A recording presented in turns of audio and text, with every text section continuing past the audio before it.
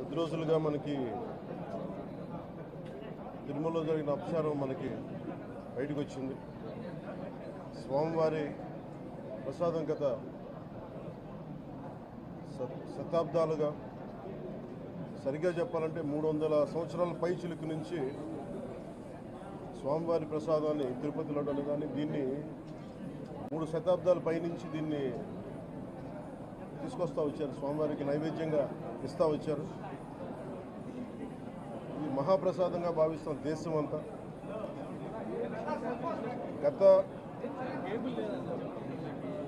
ఇది ఒక ప్రభుత్వాన్ని నిందించడానికో, దీని మీద రాజకీయ లబ్ధి పొందడానికో దీని వెనుక ఉద్దేశం లేదు.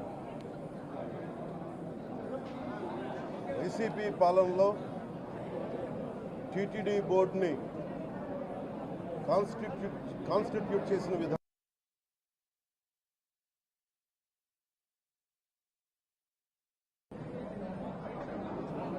ఏ గుడైనా సరే భక్తుల మనోభావాలు దెబ్బతినకుండా, ఆచార వ్యవహారాల్ని నిర్వీర్యం చేయకుండా, అపరాధం వాటిల్లకుండా ముందుకు తీసుకెళ్లాల్సిన అవసరం ఉంది. అది వారి బాధ్యత. సో టీటీడీ బోర్డుని కాన్స్టిట్యూట్ చేసిన వైసీపీ ప్రభుత్వం 2019 నుంచి సంస్కరణల పేరుతోటి, అంతకుముందు చాలా తప్పులు జరిగినాయనే వాటితోటి చాలా మార్పులు చేర్పులు పట్టుకొచ్చారు. స్వామివారి పూజా విధానాలు మార్చేశారు. శ్రీవాణి ట్రస్ట్ అని పేరు పెట్టి దాని మీద 10,000 రూపాయలు టికెట్ పెట్టారు ఒక్కొక్క వ్యక్తికి. ఒక్కొక్క కుటుంబం వస్తే 5 మంది 4 వస్తే తక్కువ కాకుండా వాళ్ళకి 50,000 రూపాయలు వసూలు చేసి టికెట్ మటుకు, బిల్లు మటుకు 500 రూపాయలకి ఇస్తూ ఉండేవాళ్ళు. ఇది నేను చాలాసార్లు, నాతో పాటు చాలామంది భక్తులు ప్రస్తావించారు, చాలామంది రాజకీయ పార్టీల ప్రతినిధులు దీన్ని ప్రస్తావించారు. అన్ని పార్టీలు ప్రస్తావిస్తూనే ఉన్నాయి, వేలెత్తి చూపుతూనే ఉన్నాయి. కానీ ఏ రోజు కూడా దాన్ని పట్టించుకున్న పాపాన్ని పోలేదు. అలాగే వైసీపీ పాలనలో అఫీషియల్గా ఆన్ రికార్డ్ 219 గుడుల్ని అపవిత్రం చేశారు. విగ్రహాలని విధ్వంసం కావచ్చు, రథాలు తగలబెట్టడం కావచ్చు, అలాగే 300 పైచిలకు మన దేవాలయాలను అపవిత్రం చేశారు. ఇన్ని జరిగినా కానీ ఎప్పుడు నేను గొంతెత్తుతూనే ఉన్నాను. ఆ రోజు రామతీర్థం సమయంలో కూడా రాముల వారి విగ్రహాన్ని తల నరికేస్తే అర్చకులు దాన్ని, రాముల వారి విగ్రహాన్ని ఇలా పట్టుకొని ఆయన బాధపడుతూ ఉంటే ఆ రోజు కూడా నేను తెలియజేశాను. ఆ రోజు కూడా అందరూ ఏకం కావాలి. ఎవరి మతమైనా కావచ్చు, ఎవరి ప్రార్థనా మందిరాలు కావచ్చు, దేవాలయం కావచ్చు, మస్జిద్ కావచ్చు, చర్చి కావచ్చు, కానీ వారి మనోభావాలకి దెబ్బతినేలాగా దాడులు జరిగితే బయటికి రావాలి అని అందరూ నేను కోరుకుంటే, ఆ రోజున చిలకలూరుపేట నుంచి ఉండే ముస్లిం సమాజం సోదరులు కూడా బయటకు వచ్చి ఆ రోజున మద్దతు తెలియజేశారు. ఇది ధర్మానికి సంబంధించిన వాళ్ళని ఒక పిలుపునిస్తూ ఆ రోజు కూడా వచ్చారు. మీరు కావాలంటే అది ఒకసారి మీరు ట్విట్టర్ టైం లైన్లో ఉంటుంది, అది కూడా మీరు చూసుకోవచ్చు. కానీ ఈ రోజున మేము ముందు నుంచి తెలియజేస్తూనే ఉన్నాం, చాలా అవకతవకలు జరుగుతూ ఉన్నాయి, ప్రసాదాలు కల్తీ జరుగుతూ ఉన్నాయి, సరిగ్గా లేవు, ప్రసాదం నాణ్యత పోయింది, డబ్బులు కలెక్ట్ చేస్తున్నారు, రిసిప్ట్లు ఇవ్వట్లేదు, అసలు టీటీడీ మీద కూడా వైట్ పేపర్ రావాల్సిన అవసరం ఉంది. ఇవన్నీ కూడా మేము చాలాసార్లు అనుకుంటా ఉన్నాం. కానీ ఈ స్థాయిలో కల్తీ జరుగుద్దని, కల్తీ ఉంటుంది, ఫుడ్ అడల్ట్రేషన్ ఉంటుంది, చేసే తిండిలో కల్తీ ఉంటుంది, అన్ని దేవాలయాల్లో కూడా ప్రమాణాలు పాటిస్తున్నారా లేదా అన్న చర్చ బయటకు వచ్చింది ఈరోజు. ముఖ్యంగా తిరుపతి లడ్డు ప్రసాదాన్ని, శ్రీవారి మహాప్రసాదానికి సంబంధించి ఇది మీకు ప్రత్యేకించి నేను చదివి వినిపిస్తాను మీకు.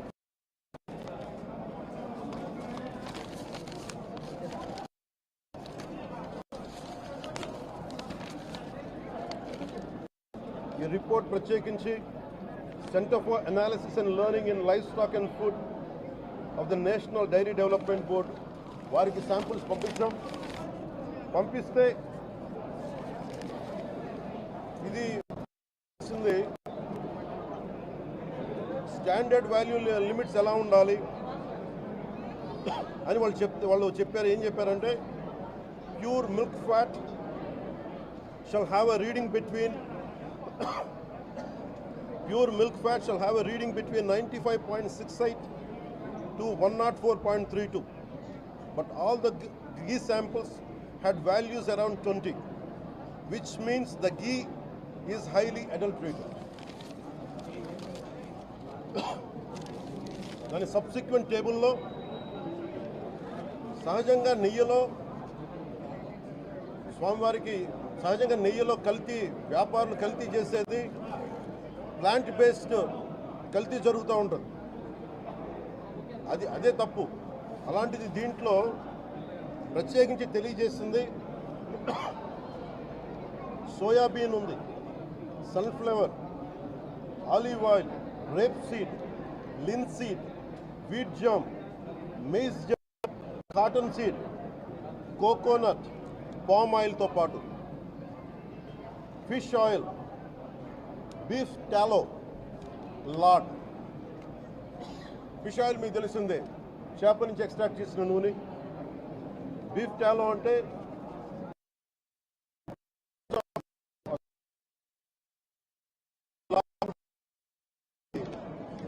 మన పందికి సంబంధించిన కొవ్వుని. ఇవి ఎక్కువ ఉన్నాయి. ఈ దారుణం ఏంటంటే శతాబ్దాలుగా పోరాటం చేస్తున్నారు అయోధ్య రామ మందిరం కోసం. దానికి కూడా వీళ్ళు 1,00,000 లడ్లు ఇలా పిగ్ ఫ్యాట్ తోటి ఫిష్ ఆయిల్ 1,00,000 లడ్లు కొన్ని శతాబ్దాలుగా అయోధ్య రామ మందిరం కావాలని చాలా ప్రతిష్టాత్మకంగా తీసుకుంటే దానికి కూడా తిరుపతి లడ్లు వెళ్ళి, టీటీడీ లడ్లు వెళ్ళి, ఇది దేశం అంతా దీన్ని కదిలిపోయింది. ఈ రోజున ఇలాంటి అపవిత్రం జరిగింది. దీని గురించి ప్రస్తావిస్తే రిపోర్ట్లు బయటకు వస్తాయి. వైసీపీ నాయకత్వం కానీ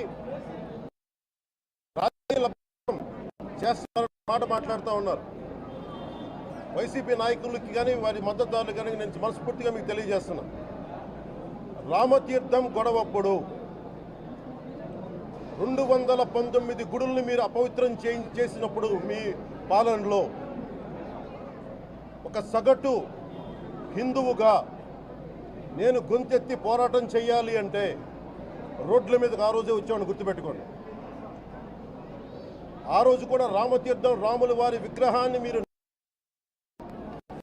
అర్చకులు చేసినప్పుడు ఉంది, కానీ ఆ రోజు కూడా దాన్ని రాజకీయ పరంగా మేము తీసుకెళ్ళా.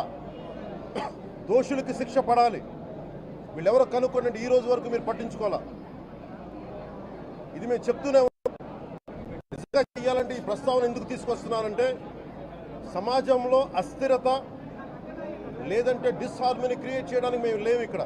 కానీ తప్పు జరుగుతుంటే, దాడులు జరుగుతూ ఉంటే, అపవిత్రం చేసుకుంటా వెళ్ళిపోతే చూస్తూ ఎవరు కూర్చోం. తప్పు, అది కూడా తప్పు అవుద్ది.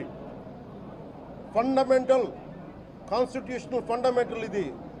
ప్రతి వ్యక్తికి వారి ధర్మాన్ని ఆచరించే హక్కు ఉంది. ఎవరన్నా వచ్చి ఆ ధర్మాన్ని పాడు చేసే హక్కు ఎవరికి లేదు. ఫండమెంటల్ రైట్ ఇది. ఇలాంటి స్థాయిలో ఈ రిపోర్ట్ బయటకు వచ్చినప్పుడు ఏం చెప్పు ఉండాల్సింది గత ముఖ్యమంత్రి గారు? సార్, ఇది ప్రభుత్వం, మన కొత్త ప్రభుత్వంలోకి వచ్చాం. ఇది వెండెట్టా ప్రభుత్వం కాదు, ఇది పగా ప్రతీకారాల ప్రభుత్వం కాదు ఇది. కానీ తప్పు జరుగుతుంటే మటుకు చేతులు కట్టుకొని చూసే ప్రభుత్వం కూడా కాదు. అది మీకు చాలా పగడ్బందీగా తెలియజేస్తున్నాను ఈ విషయం. అలాంటిది నా మీద ఎన్నో మాట్లాడినా మేము ఎప్పుడు మాట్లాడలా. రామతీర్థం గురించి జరిగినప్పుడు కూడా మేము మాట్లాడలా. కానీ ఈ రోజున రిపీట్ అయిపోతున్నాయి మిస్టేక్స్. అలవాటైపోయింది. పుడే ఫుల్ స్టాప్ టు దిస్. దీంట్లో ఒకరు నిందించట్లా. టీటీడీ బోర్డు ఉంది, వైసీపీ కాన్స్టిట్యూట్ చేసిన టీటీడీ బోర్డు ఉంది. వైవి సుబ్బారెడ్డి గారు ఉన్నారు టీటీడీ చైర్మన్గా. టీటీడీ ఈవోగా ధర్మారెడ్డి గారు ఉన్నారు. మళ్ళీ వాళ్ళు కాకుండా కొత్తగా వచ్చారు. ఈ 5 సంవత్సరాలు ఈ బోర్డు ఏం చేస్తూ ఉంది? ఈ టీటీడీ బోర్డుని మేము ప్రశ్నిస్తున్నాం. మీరు బయటికి రండి. ఏం చేసి ఉండాల్సింది వచ్చినప్పుడు మీరు పంపించండి ల్యాబ్స్కి. మీకు ఎవరైతే తప్పులు చేశారో వారి మీద మీరు చర్యలు తీసుకోండి అని చెప్పాలి. కానీ తప్పులు చేసిన వాళ్ళు వెనకేసుకొచ్చే విధానం ఏంటో నాకు అర్థం కావట్లేదు. ఇదాన్ని మార్చుకోవాలి. అంతేగాని మీరు అస్థిరత చేసే ఆలోచన కానే కాదు. ఇదే మీరు ఊహించండి. ఇంకా ఏ ధర్మం ఇలాంటి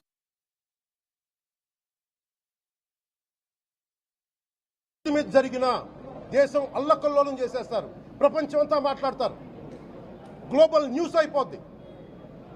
కానీ దేశంలో కోట్లాది మంది హిందువులు అపవిత్రమైతే, ఈ ప్రసాదం అపవిత్రమైతే ఒక్కరు కూడా మాట్లాడకూడదు. ఇది సెక్యులర్ వ్యవస్థకు విఘాతం అంటే హిందువులకి మనోభావాలు ఉండవా? ఇది ఒక్కరు నిందించట్లా. అసలు మీరు ప్రస్తావన చేయకూడదు, ఇది తప్పు, ఇది మాట్లాడకూడదంటే ఎట్లా? ఇదే వేరే మతానికి మీరు అన్వయిస్తారా? నేను అన్ని మతాలని సమానంగా గౌరవించేవాడిని.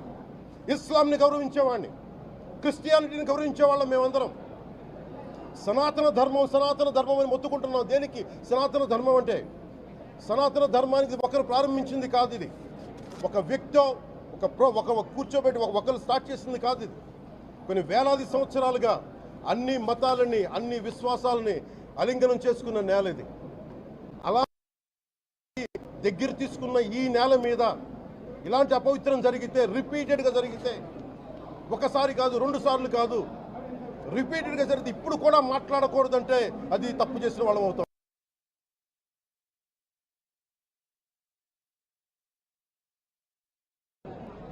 మేము కాదంటలా. టీటీడీ బోర్డు అప్పుడు టీటీడీ బోర్డు బాధ్యత తీసుకోవాలి. పొలిటికల్గా వచ్చి అలంకారప్రాయంగా ఒక్కొక్కళ్ళు వచ్చేసి దర్శనాలకి టికెట్లు ఇవ్వడానికి మీరు బోర్డు మెంబర్స్ అవ్వలేదు. మీరు ఎవరు చైర్మన్ కానీ ఈవో కానీ. మీరు అక్కడ ధర్మాన్ని పరిరక్షించాలి. మీరు అక్కడ మీ ఇష్టాలకి మీరు కూర్చోబెట్టి మీ ఇష్టాలకి కాంట్రాక్ట్లు ఇచ్చుకోవడానికి మీరు టీటీడీ బోర్డుకి మీరు వెళ్ళలేదు. మీరందరూ, మీ అందరికీ బాధ్యత ఉంది. మీరు నిర్ణయించుకోవాలి.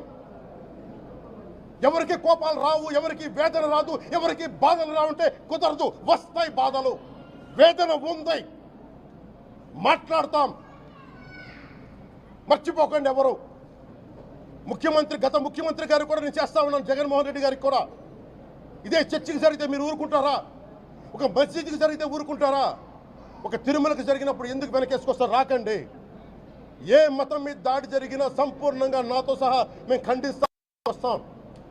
ఇస్లాం మీద దాడి జరిగితే మేము మాట్లాడతాం. క్రిస్టియానిటీ మీద దాడి జరిగితే మేము మాట్లాడతాం. హిందూ ధర్మం మీద, సనాతన ధర్మం మీద దాడి జరిగితే కూడా నేను మాట్లాడతాను. ఇది మొదటిసారి కాదు, మేమందరం మాట్లాడతాం. ఇది ప్రాథమిక హక్కు. ఇది పరస్పర విశ్వాసాలను గౌరవించుకోవడం చాలా చాలా అవసరం. ఇది అందరికీ తెలియజేస్తున్నాను. ఇది దోషులకి కఠిన శిక్ష పడాలి. అలాగే ముఖ్యమంత్రి గారికి కూడా నేను తెలియజేసుకున్నాను, చంద్రబాబు నాయుడు గారికి కూడా. క్యాబినెట్ మీటింగ్ జరగాలి, అసెంబ్లీలో చర్చ జరగాలి. అసలు టీటీడీ ట్రస్ట్లో ఎన్ని అవకతవకలు జరిగినాయి, దీని మీద కూలంకషంగా దీని మీద చర్చలు జరగాలి. అలాగే నిన్న అందరూ మీడియా పెద్దలు కూడా అడుగుతూ ఉన్నారు, అధిపతులు, పత్రికాధిపతులు కూడా అడుగుతూ ఉన్నారు, మీడియా వారు కూడా అడుగుతున్నారు, దీన్ని సిబిఐకి తీసుకెళ్లాలా లేదా అనేది. అది గౌరవ ముఖ్యమంత్రి గారు నిర్ణయం తీసుకోమని. మీరు ఏ నిర్ణయం తీసుకున్నా క్యాబినెట్ మీ వెనకాల ఉంటుంది, ఉంటారు.